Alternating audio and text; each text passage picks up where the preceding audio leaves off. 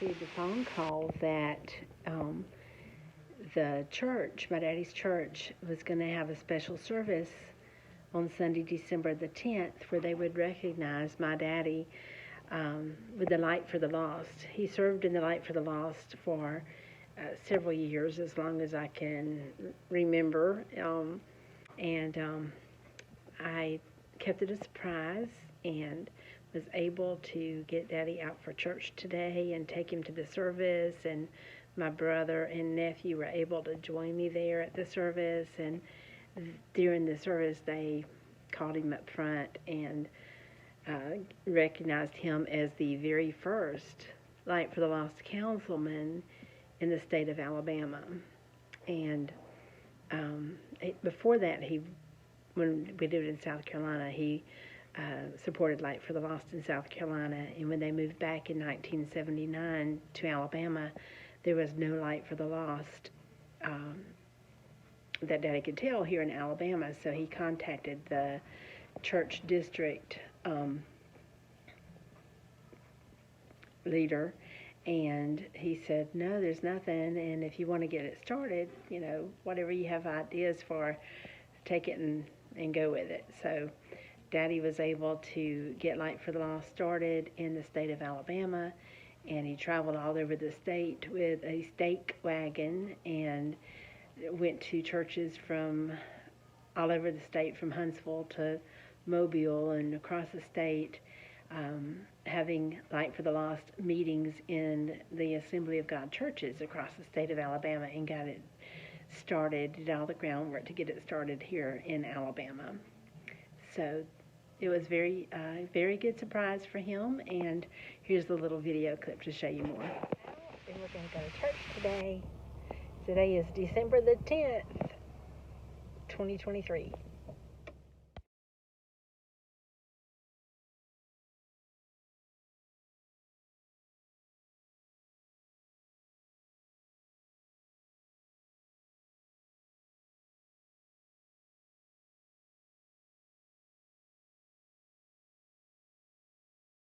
Make a faith promise, and this church has been so faithful.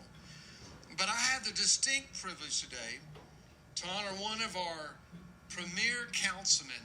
As far as we can tell, he's the very first Alabama councilman, Light for the Lost councilman. And Light for the Lost councilman committed to giving $20 a month and would continue doing that. Here's the reason why. They paid for all of the fundraising so that everything that came into Light for the Lost went to the gospel. And I would like to ask Sandra and whoever else, Jerry, whoever, to bring Jerry Perkins up here. I want to ask my beautiful wife Susan to join me as well.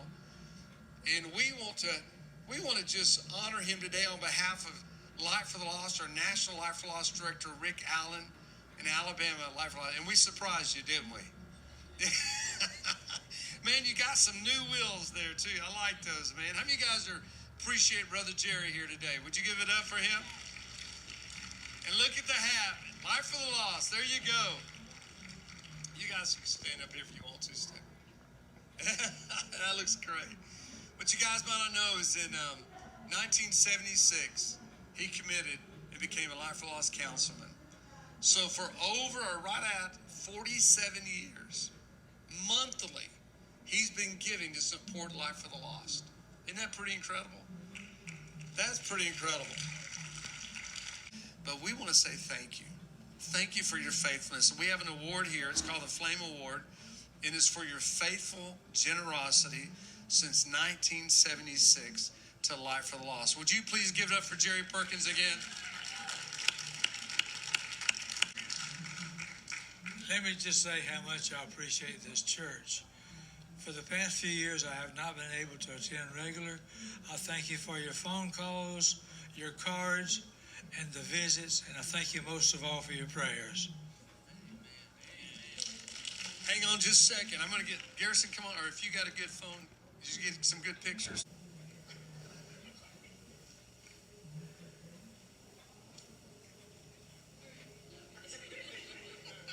Thank you so much. Would you give it up for Brother Jerry one more time? All right, so you started in Light for the Lost in South Carolina. Right. And then when you moved back to Alabama in 1979, There was nothing going on with Life for the Lost in Alabama. I called the district office and I asked Brother Steve, the district superintendent, I said, what is going on with Life for the Lost? He said, what do you want to go on with Life for the Lost? did you ask Vonnie Lambert or Steve? Brother Lambert, I'm sorry, Brother Lambert. And Brother Lambert appointed me the representative for the district on the Life for the Lost board, and I attended conventions for years, once a year, taking my sweet wife and going to the National Life for the Lost conventions. And then you had a stake wagon built. And Yeah, I got the money from Dave Burdine in Colorado Springs. I got the plans from California, and it had it built here in the local, in Jake Branham's welding shop in Bay Minette. And you took it all the way from Huntsville to. Oh yeah, from Huntsville to Mobile many times. I'd go to Winn-Dixie and get enough steaks and enough supplies to have enough for 2 days steak wagon, and I'd leave Bay Minette and be gone for 2 days. I'd come back and reload and go again for 2 days. Where did you go to different conventions for Light for the Lost? All over the nation. We went to Texas. We went to Did you go to San Jose, California? yeah, went to San Jose, California, and right now, there's so many of them. Wisconsin, North Carolina, Florida. I can't think of all of them now, but we went to one every year for many years. So we surprised you today? Sandra, that was the biggest surprise I've had in a long time.